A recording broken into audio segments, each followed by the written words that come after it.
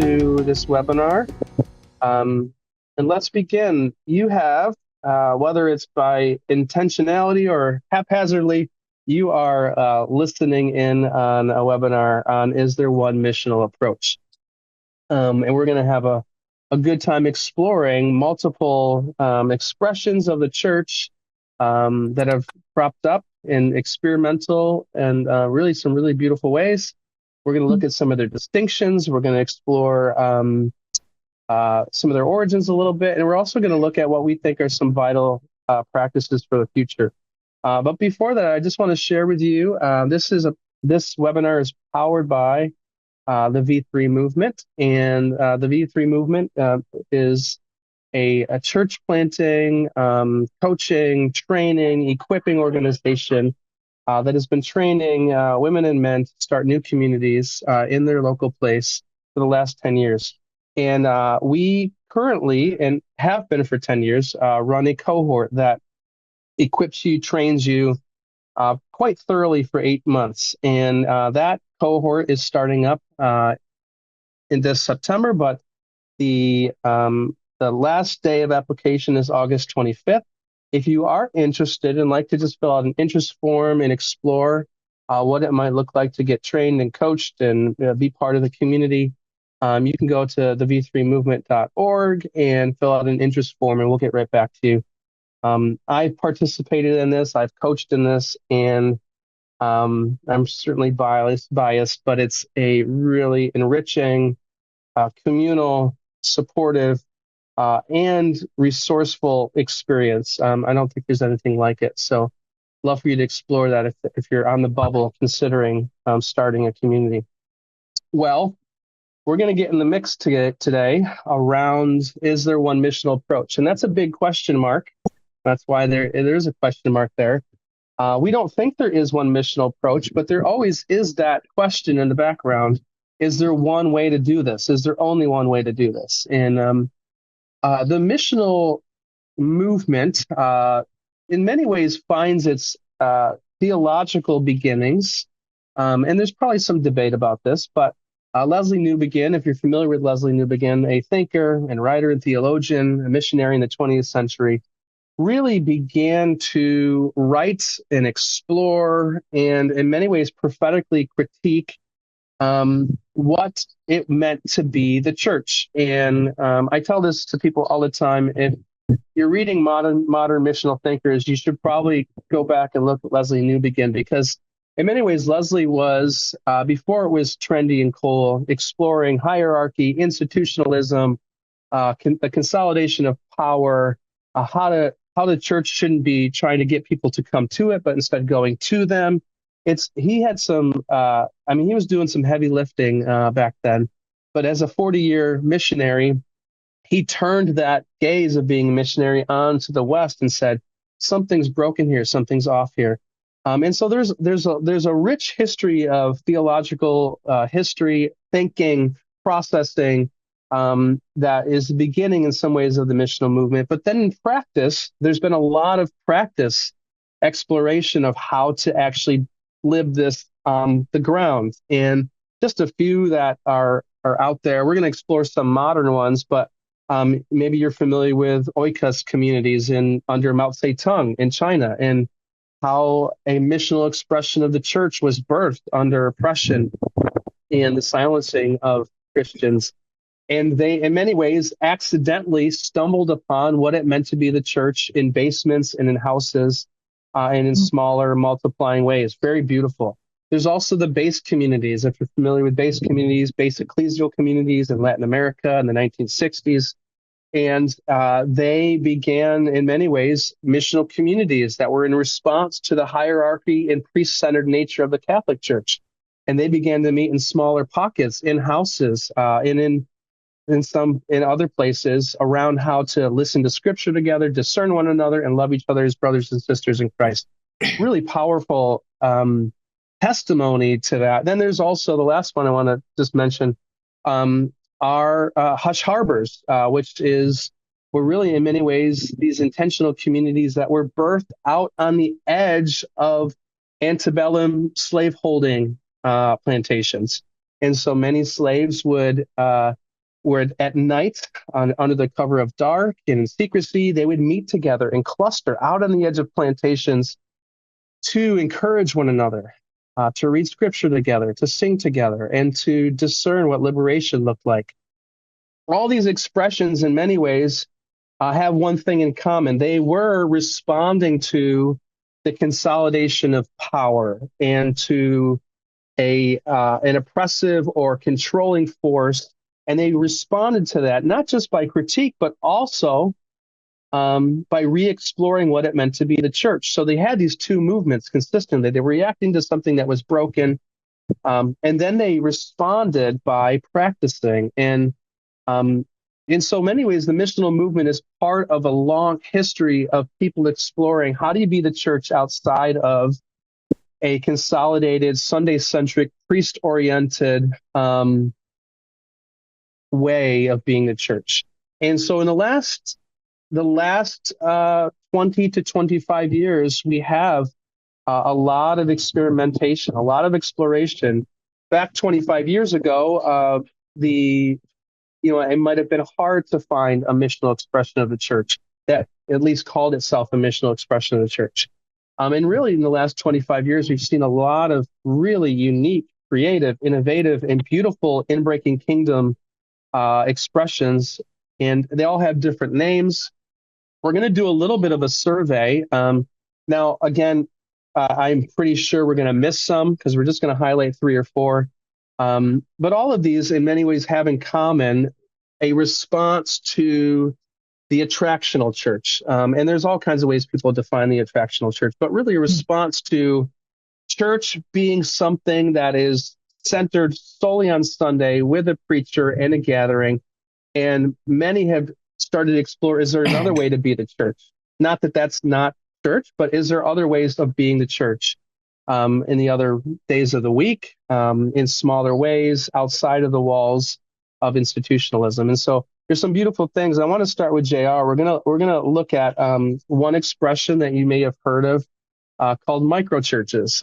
JR, tell me a little bit about microchurches, your understanding of it, some of your readings, some of the things that you've seen.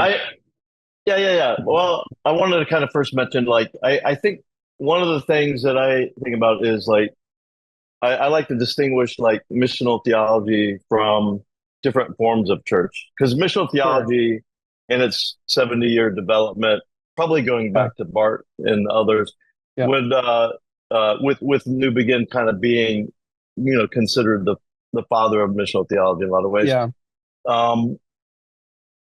It was never meant to kind of have a particular form, connected to it. Sure. It was a theological development. And then I think what we see today are kind of like some of the fruits of that kind of conversation. Yes. Coming in different forms. And maybe one of the most, I don't know, you kind of have, missional communities was quite the word for a long time. I feel like recently microchurches has kind of risen to the surface. And I mean, Brian Sanders would probably be one of the founding folks there. With the Tampa Underground.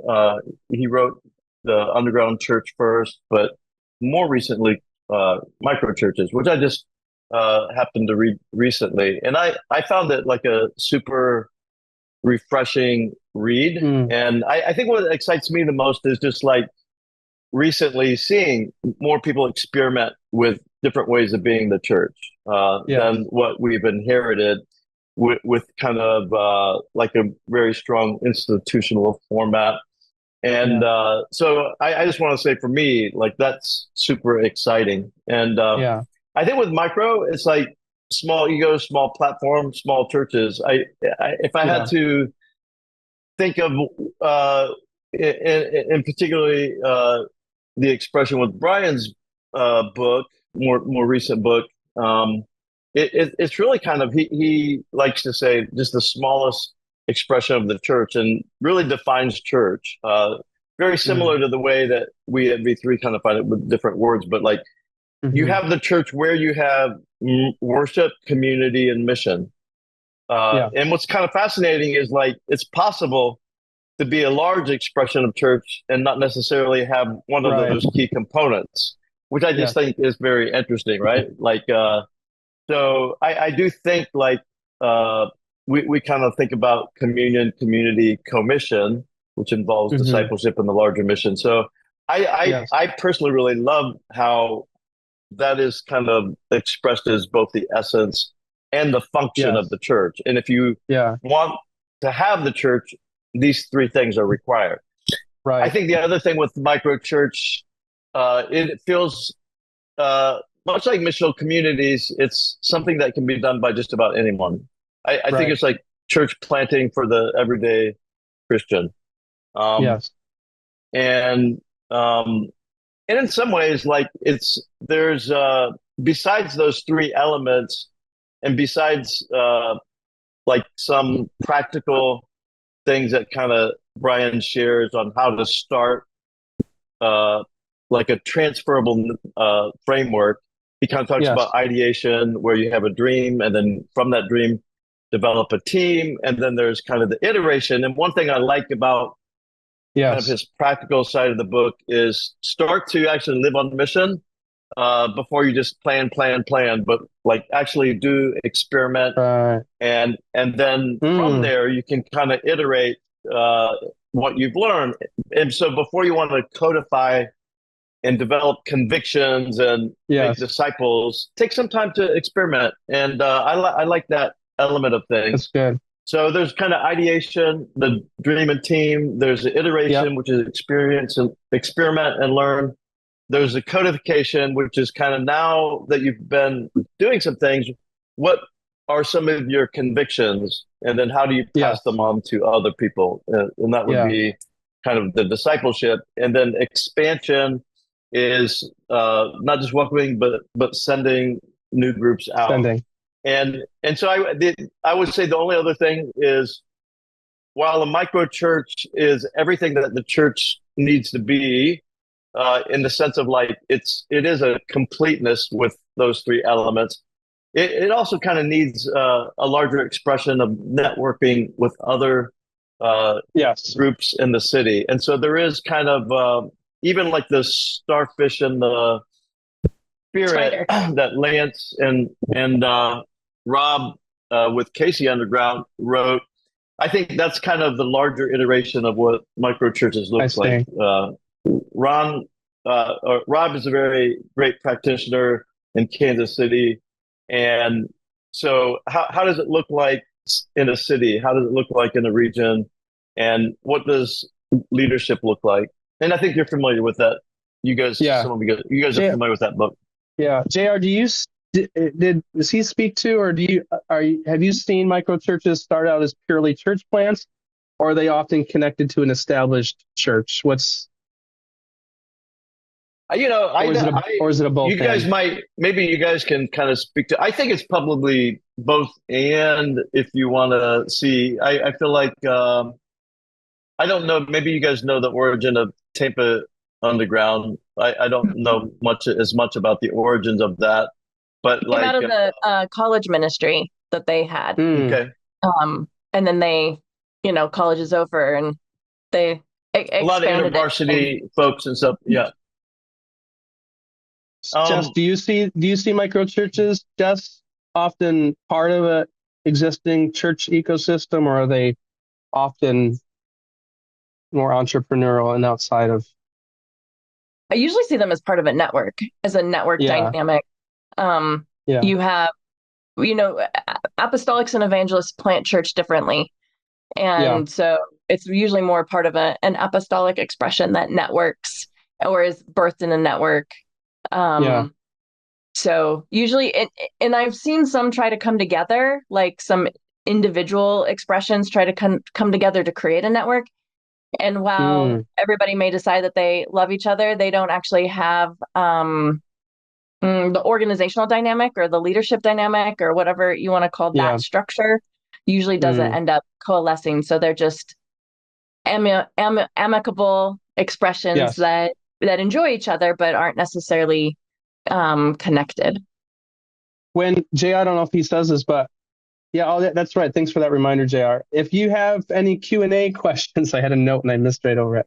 If you'd love to, we're going to do some Q&A at the end of this. If you have any Q&A questions, there's a Q&A function at the top right-hand corner of your screen. Throw that question in there, and we'll see if we can get to it at the end. JR or Jess, is there any definition around what micro numerically is? Like, what is that? What is micro? Can it be 3? Is it 10? Is it 15? Is it anywhere in there?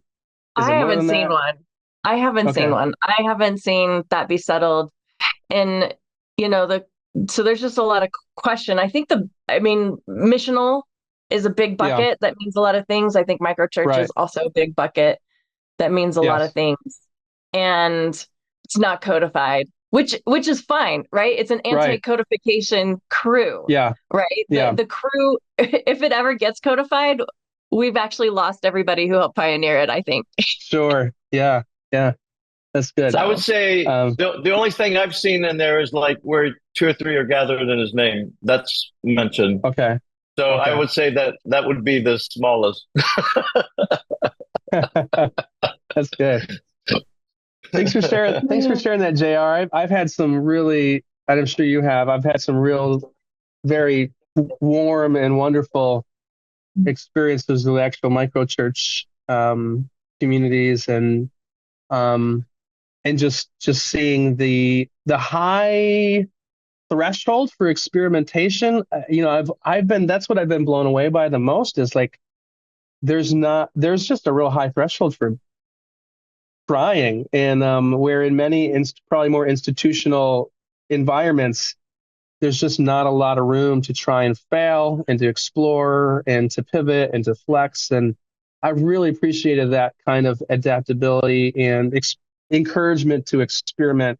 I think it's because they have a high view of the spirit, and and so everything God can repurpose for something beautiful, even our failures. So really, really cool. Jess, I want to pivot to you and explore your understanding. We're going to look at another expression that's come around in the last, it's been out for a while, but the term house church or home church.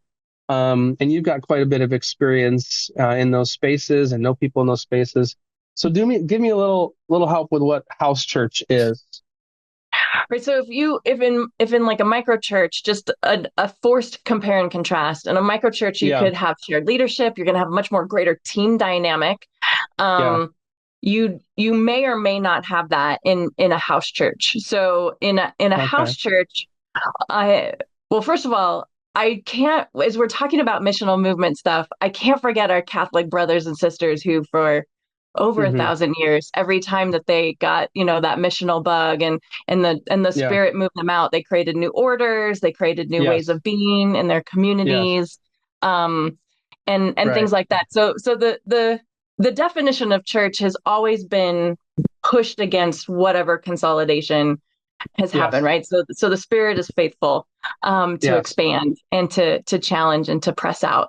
And so at one point, especially because of the persecution that you talked about, when things had to go kind of underground, they went into people's homes. And there was this understanding that one of the easiest units of multiplication was actually the home environment, the family unit. And so you've got, parents, kids, extended family, however you want to define a family, however you want to define a home, that becomes an ecclesial unit that can multiply. And people who were influential for me personally in this are Houses That Changed the World by Wolfgang Simpson, Neil Cole's stuff. Also, everybody stands on the shoulders of everybody who came before them. And so it's like, at whatever point you enter the conversation, whatever the books that are popular, and that you're handed in to read and everything. So for the home dynamic, then it carries some different values, right? We integrate children into the conversation. We live in each other's lives. So we're not in a third space. We're not in a place that's extracted from daily life, but we're living and seeing each other. And so it's much more intimate that way. And then there was a lot of conversation around how to do that level of transparency, how to do that level of intimacy. And I think the home church, the house church movement has really, we stand on those shoulders right now of that movement, was saying, hey, you actually need to be vulnerable. You need to be transparent. You need to have a healthy mental, you can't differentiate yourself to the extraction from your community. Like that conversation that we have now about what health looks like, I think stands on the shoulders of house church movement actually pressing into that. But then, I mean, so that would be a pro. I think a con would be maybe you can still have hierarchy there. You can still have, you're not going to have, you may have shared leadership, but you may have a traditional view of patriarchy and those kinds of dynamics. So you don't necessarily get away with that even while you press into transparency. So we was part of a house church movement. It was birthed out of anger from people leaving institutional church. And so then they used that proximity to one another to work on getting healthier, to work through. It was the first wave of, well, it was the wave in the 90s of church hurt. So yeah. Jess, but do you see it multiplied really well, but it could also then become a contained unit. So missional may not necessarily be part of the expression there, if that makes sense. So it could still be an attractional dynamic. Okay. So that's great. That's I was really curious around whether you saw house churches that had a missional theology or not, or both. Like how does missional theology live in a house church movement? So it would be the invitation into your home. And now, because usually it was done with finances. So we're going to help you move. We're going to help take care of the people who are part of the community. So there's much greater involvement in their life. So the money dynamic, the time dynamic, the investment went into the people who were part of the house church and then connected to the house church. Yeah. So it wasn't a missionary thing. It was an incarnational thing. Yeah. Okay. That's really cool. That's interesting. Are there house church networks that that are connected together, or are they always independent, or both? I've seen both, and the ones that are networked would consider themselves microchurch, would consider themselves actually part of the microchurch movement. So I've seen both. Okay. Yeah. Fascinating. Again, high variation with one sticky label. So it sounds like community is like at the heart of house church. Yeah. That's good. And there's a question in there about like how children have been dealt with. And I've seen the whole range. I've seen the range from like keep the kids in the conversation, and there's not you don't have somebody who does children's programming. You don't separate them out. It usually has to do with the number of children. There's a critical mass there somewhere, at which case the kids need their own play space, because in America, we don't have high capacity for disruptive children. And I've lived in other countries and been in other countries, and they don't care what the kids do. The kids are completely integrated, and everybody handles the noise, and they're not distracted by it. So, got it. So another form is dinner church. Dan, what do you? How would you explain dinner church? Kind of recent thing. I went to a really pretty thorough dinner church training. It's been a few years, but it was really birthed out of the United Methodist Church. In many ways, it was the United Methodist Church was discerning, and there was a few prophets and apostles discerning how much decline was happening in the UMC, and they began to start this thing called dinner church, and it was kind of out on the edges of an existing church. That was its original format. And in a dinner church, it's quite simple, but there is some scaffolding there.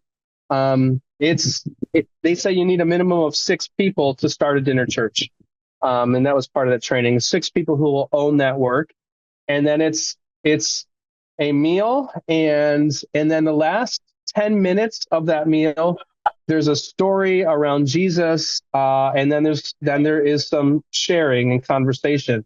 So there seems to be 3 elements. There is a shared table of food, a story, and then sharing conversationally. Sometimes they have conversations on the table. The way that I kind of interpret the movement, it's high evangelism. There's like, it's, I think about the APEST, it feels like the E was really, really leading that. And so Yeah.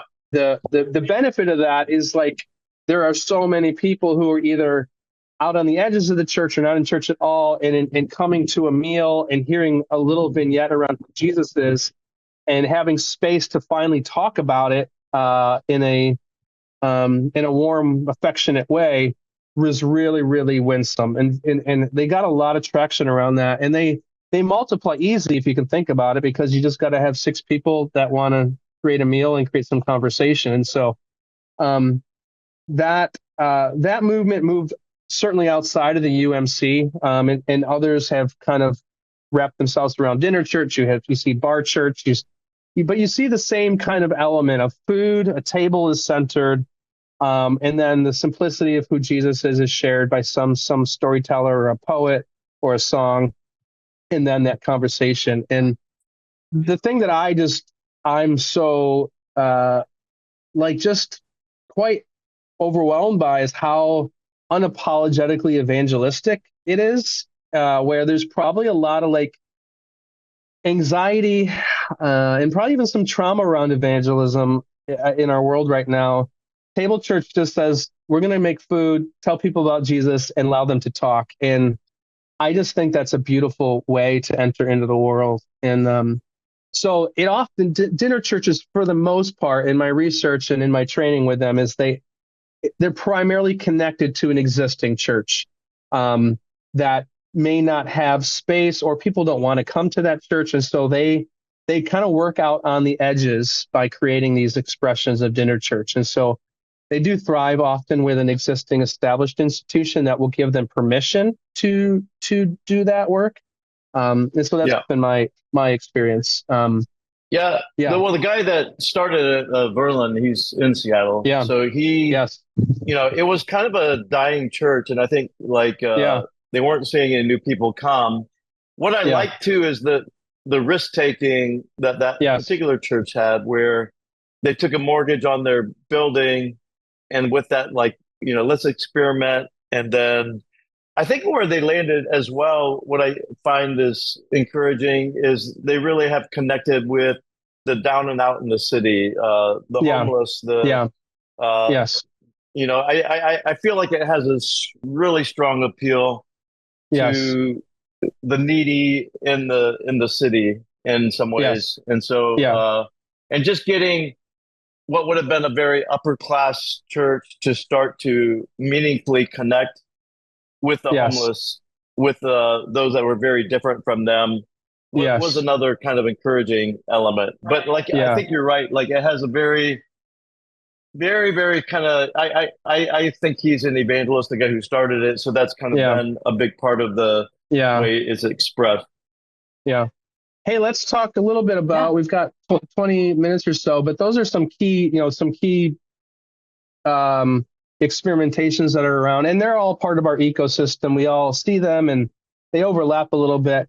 But what I'd like to do is look at, between the 3 of us, what we think are some of the distinctions or practices, or maybe some essential frameworks that probably should be in the crock pot, should be in the cooker when we're talking about how to be a missional church. Whether you use the language of missional or not isn't really vital. It's how you embody. So I want to look at that, because with all the options, which we haven't had that many options since the last, since these options have come out in the last 20 or so years, it can be a little confusing on what creates, how do you sustain, where do you start, what needs to be in the meal, what shouldn't be in the meal. I'd like to explore that a little bit with some humility, because I know there's different ways to do things, but just want to throw some of this at us. What do we think are some essential frameworks, practices, plumb lines that should be part of starting and sustaining a missional expression of the church? Let's start with whoever wants to go at it. Well, my brain immediately goes to APEST, right? Okay. So regardless of how you organize and you answer the question, what do we do here? Having all 5 of the fivefold voices and perspectives in the room, which can come from three people or can come from, more people. Smallest unit of that is three as well. And so like having all of APEST in the room to help make sure that it's at least holistic. Because to me, it's not holistic without the fivefold. The point of the fivefold is given by Jesus to the church for the equipping of the people. And that's, that's how we get wholeness and health per Ephesians 4. So regardless of what we do when we gather and how we think about that and our expressions, our practices, our ecclesiology, our governance, having the five, speaking into it, I think for me is one of those radical minimum standards. Yeah, that's good, Jess. And some of that is without that, things drift back again into personality-centered church, to the biggest influencer, to the best communicator, to the person with the degree, with the degree. Like those poles are so strong that if there's not training and development and centering of the mutuality of gifts of the fivefold and the diversity of those gifts, the multi-voice nature, because they double check each other. They like push against each other. They keep it centered on Jesus, not centered on anything else. That's good. Which I think if you kind of think about that, like whoever was the framer of some of these different expressions, I think like if it didn't encounter the other expressions, it may have a very orientation, like an evangelistic orientation that needs to develop and mature into something more than that. Or it could have a pastor teacher where it's oriented around just the community and there's not much forward and movement orientation. So I think, by the way, like whatever you happen to call your expression that is different than the inherited church, let's just put it that way. Like that is a core element. And I think one has to really understand the dynamics of each of the fivefold, what they're actually bringing to the table, because it's not enough for someone just to call themselves something, but are they actually bringing that gift to the table? What does it entail? I think there's enough, my first book, had a fivefold element, but there's enough writing on the fivefold to have a very good sense of things. Yeah, there you go. Yep. So, but I think it's important. And I agree with Jessie. I think for me, one of the growing things, as a person who, in some ways, from the beginning, 35 years ago, there's been a very kind of missional orientation to things I've done. But the thing that I've grown, like at first I saw this just from intuitively because it was part of our expression. And then later kind of seeing the sociological reality of it, and then even seeing how Jesus used it. And that's kind of the four spaces of belonging. And the reason that for me is key is it feels like when you look at how Jesus used these four spaces, he confided in the three, trained the 12, mobilized the 70 for mission, and spoke riddles to the crowds or parables. I think that he lived out what sociologists discovered in the 60s he already lived into. Number one. Number two, like the difference between like John Wesley and George Whitefield, two contemporaries of each other. Most people, when I go and ask people, like, who do you know better? Wesley's always the better known person. It's interesting because Whitefield was a better preacher, had slightly bigger crowds. But at one point, Wesley would not come and do like a public space unless they set up bands, classes, and societies, which is essentially intimate space at 3 to 4, personal space at 5 to 12, and the social space of 50 for him. And so these four spaces both have numbers associated with them, concrete numbers, and there's a proximity. And they do some things well, not some things not so well. I think maybe one of my largest critiques to maybe not understanding these four spaces and how they operate no matter what you call yourself, whether it's microchurch, dinner church, or whatever, is that each of these spaces really have different social contracts. In other words, for us, when we train at V3, personal space is actually like Jesus used it with it's a bounded set by invite only, high level of challenge, high level of encouragement, and it's a bounded set, not a center set. It's like closed, and there's a pathway and orientation toward it. Like that social contract is very different than what I see in like a social space that's 20 to 50. That's really open. It's more of a centered set, open to anybody. So like a lot of times when I see, say, dinner church, I see that as a centered set. It's clearly, designed by an evangelist. It's beautiful in who is included. Everybody's included. It's about helping people come to faith. I think that is an expression of social space that is beautiful and is working in our space today. And there's a lot of iterations and a lot of ways to do that, but I think that's done well. If that is not accompanied by a personal space that is a bounded set that's focused on discipleship, and to be honest today, like if I were to say the problem in the church today, the crisis of the church today is a discipleship crisis. We don't have people that look more like Jesus. We have the church as a whole is being captive to all kinds of ideologies, politically and so forth. And where's the people that look like Jesus, that act like Jesus, that look more like the Sermon on the Mount? That's not going to happen unless we understand how to do discipleship and have an actual space for it. And so I would, there's a lot more to be said there, but understand the four spaces of belonging, how Jesus used them, how we should use them. If that's not an integral part of at least the larger expression of what you're doing, I feel like it's a part of the framework that needs to be there. But in particular, with any smaller form of church, whether it's house church, microchurch, or whatever, if you don't have personal space that has kind of some distinctions from the social space, it's like you're trying to do everything in one space, and I don't think it will work in the long run. So JR, let me throw this at you. Go ahead, Jess. I was going to say, Dan, what would you add into the mix here? Because we've got sociology and psychology. What else? Yeah. Well, I have something to add, but I do want to ask JR something based on the four spaces that gets, maybe this is like splitting hairs, but I have people that say all the time, we do have personal space because I go to a small group.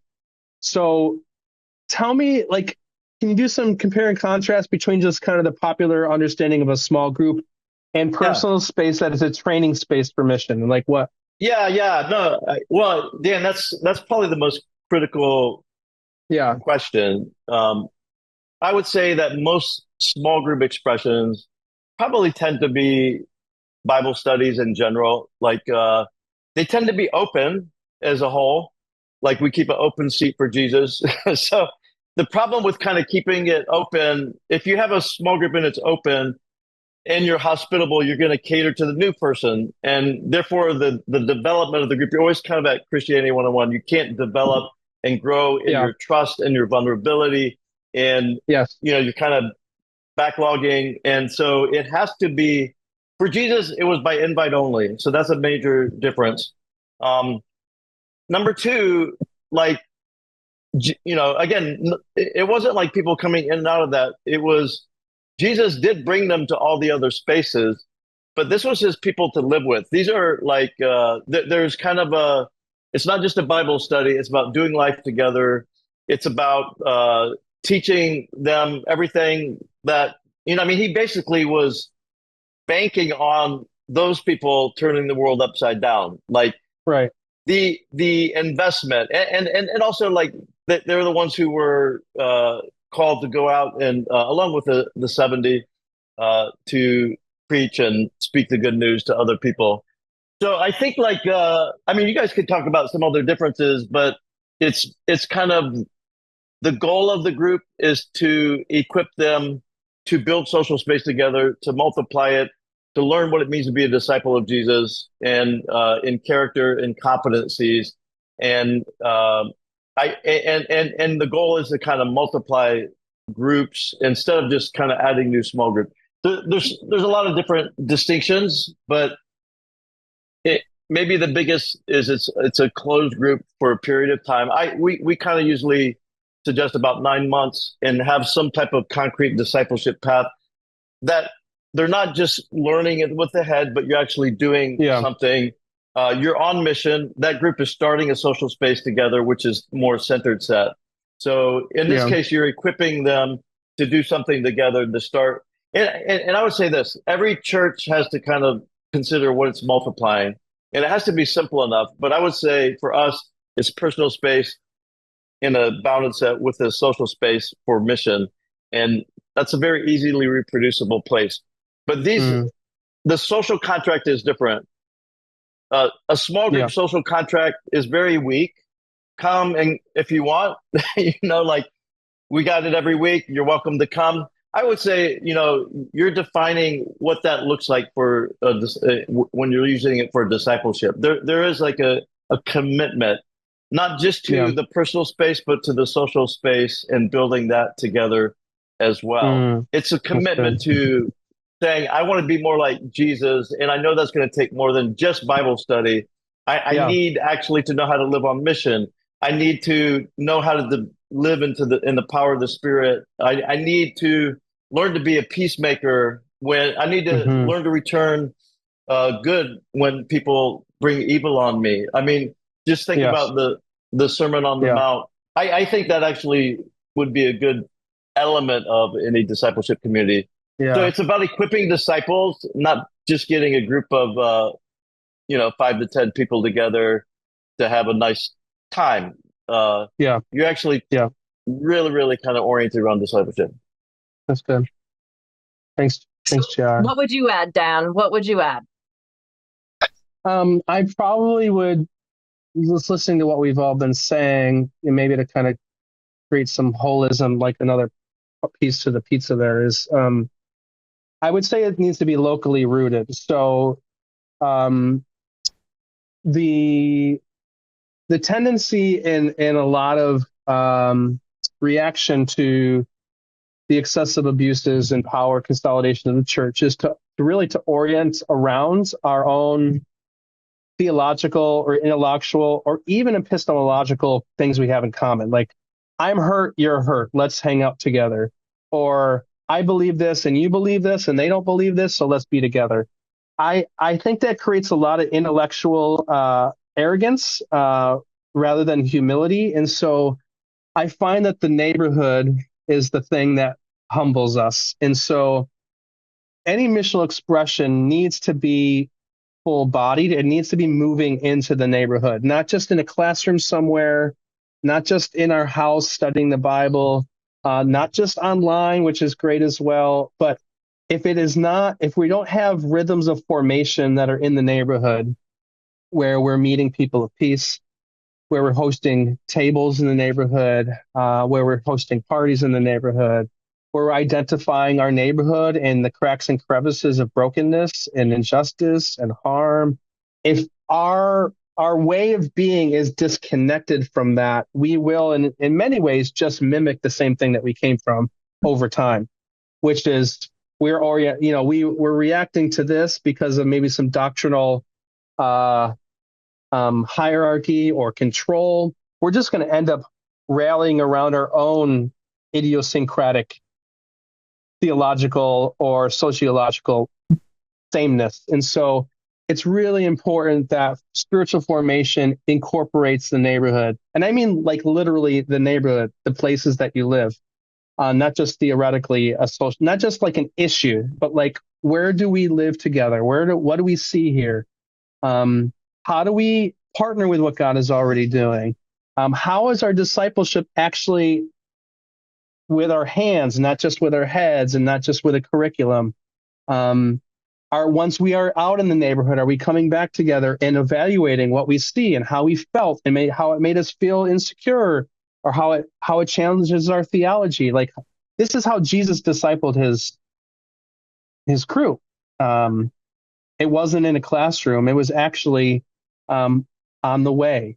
And so I think that's a really, when I look at some of the places where the missional expression has faltered or struggled, I do think it's because it drifted back again into head, not heart and body. And so, if I could yeah, say it slightly different, you because can. I had this written down, is that it's a what you're describing is a pushback against the homogenous unit principle, which is how Totally.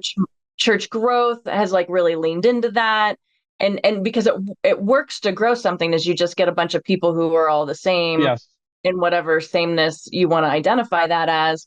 Yeah. And now we just add, so we don't actually have to contextualize, we don't have to handle differences, we don't have to handle diversity. Yes. So Yes. what you're talking about is the rootedness. I think it not only pushes back against the health and the reactionary, but it forces and maintains heterogeneity, right? So people are different. There is diversity. There is range. There are things that we have to deal with that are uncomfortable. Yes. So Yeah, and I think I love that. For me, like in my first church plant, partly because of just lack of a good incarnational theology, it was I was kind of left with the question that it seemed like everybody was, interested in, is like, how do you grow your church? In my second church plant, with learning more missional theology and the importance of place, it's like if God's reign were to be more realized in my neighborhood, what would be different? And that's a very, very important to start on how we think about what we're doing. And in our neighborhood, like there could have been hundreds of things. Like there's so many problems in concrete ways. And it's a very diverse neighborhood and beautiful neighborhood. And but yeah, I think I was just saying in a very practical way, the questions that we start with can be super important. Yeah. One last piece. Go ahead, Jess. Well, Dan, there's a question specifically, for this around digital communities, which can have a lot of the other positives that are things that we've talked about without actually the physical neighborhood. So any thoughts to speak to on that? You're talking to a Luddite here. No, I was just kidding. You are talking to a Luddite. Practical Luddite. That's a bit difficult. I know, me too. I'm a Luddite also. Yeah. I want to be generative in that because I'm not as versed in how to inhabit the cyber world, inform incarnational practices there. But I'd love to learn more on that. But for me, sharing the physical neighborhood together awakens things neurologically, epistemologically, interpersonally that I don't know if I can have that accountability online. So maybe someone's doing that really well, but yeah. I want to add to that. Like if your primary space is cyberspace, I would really encourage you to read people like Marshall McLuhan, and you need to understand the power of the medium. Yeah. Because the medium is not neutral. It will, and I think there's some dangers there. However, like if there is a vibrant cyber thing, it should have a local expression that's concrete and physical. I find it interesting, like, in one sense, like Jesus was cyber relating to us for most of eternity. But then what we see in the incarnation is that he took on a particular person in a particular place in a particular time. He limited himself. Yeah. And by that move. And so I think it's like, what can we learn from the incarnation that might shape our practices today? It feels like we're kind of going the other way, finding ways to extend ourselves. Whereas the example that Jesus gave us on what it means to be human was to actually go into a concrete place in a concrete time as a concrete person. I think when we lose that, we lose a lot. It doesn't mean like there can't be. I mean, we're doing this through cyberspace, so it's not like things can't happen and learn. But if it doesn't Yes. eventually come down to a practical neighborhood presence physically, Yeah. Yes. we miss a lot, and I don't know how we imitate Jesus in that way. I've got a good book for you. I've got a good book for you to read. Self-promotion. My first book, 14 years old now, but Subterranean is all about that journey for me. Last thing I want to throw in there that I think we've talked about, kind of the sense of commission has to be part. We've talked about really the frameworks of community and discipleship, and locality. The thing that I see some of this emphasis, but I'm thinking about the core of what it means to be human. And I'm wondering about any missional community, microchurch, home church that doesn't have very intentional, concrete formation around how to be a whole human, healthy, when it comes to our past, when it comes to our personality, when it comes to our shame, our anger, our fear. If there's not that holistic development in there, we'll drift again into being doers instead of beers. My concern sometimes, especially with the missional movement, and I'm part of it, so I'm critiquing myself. It's birthed by a lot of apostles and prophets, and we get stuff done, and we move, and we activate. And in that, I see a lot of burnout. I actually see people who have not done that inner work. And maybe they're going to a therapist, which is great. But my concern is is the church a place for us to do that work? For us to do that healing work, that renewal work, the work that might have been judged somewhere else in our institution for being weak or being flawed or feeling depressed or feeling broken or exhausted. How do we become whole? And I think a lot of people are doing some of this work by reading books or going to a therapist, but I don't want to overstate this, but I think holistic discipleship or spiritual formation has to be in the core somewhere in there.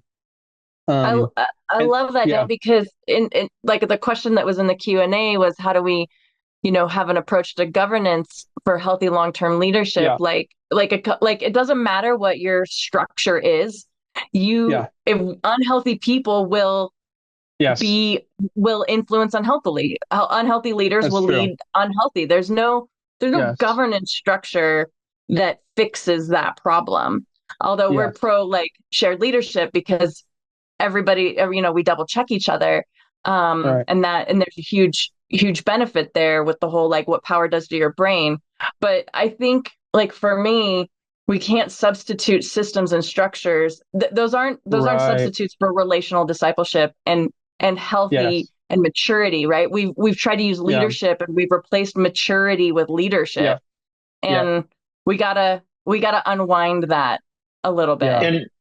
And I think that should be kind of part of what a discipleship pathway is, right? Yes. And I want to mention too that starting not this fall but next fall, we will be doing a 9-month cohort on leadership, because we really through the years we've seen a lot of unhealthy leadership. We've been exposed to that.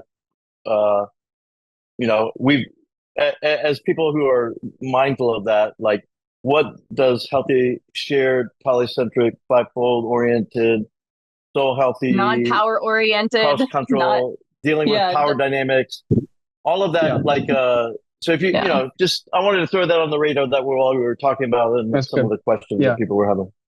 Yeah, I think people, if we're talking about maybe what are the questions people are asking at this time in history, I really do think it is, how do I be human? How do I be healthy human? We're reacting and carrying so much baggage from underdevelopment around how to be a whole healthy human that I think is making church planning difficult in some ways, or starting a new community difficult, because we're fatigued and we're burnt out, or we are bitter, or we're disgruntled, and so I think that there's three or four components that should be essential, and we've all mentioned them. I think there has to be an understanding of how the spaces that we live in have certain social constructs and how do we inhabit those spaces and intentionally live in those spaces? I think a discipleship pathway is essential. Discipleship doesn't happen haphazardly. And we know this already. Social media and cable news is discipling more people than the church is. And so we've got to get very concrete about what a pathway looks like together. I think we've got and it has to have experiences with it, right? Like it's not.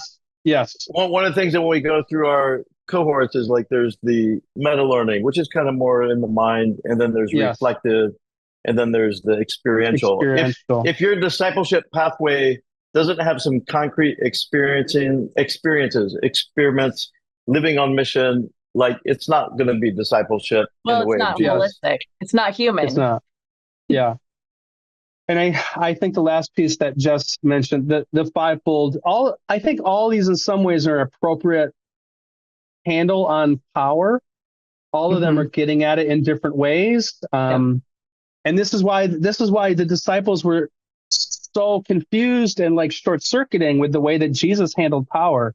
And so I think in all the expressions we talked about, we're all scratching at the same itch. We're trying to like, how do we recover the beauty of the church outside of the power heavy consolidation and abuses that we've all experienced and recover that? And I think these are some key elements. So, hey, thanks for joining our webinar. We just wanted to end there.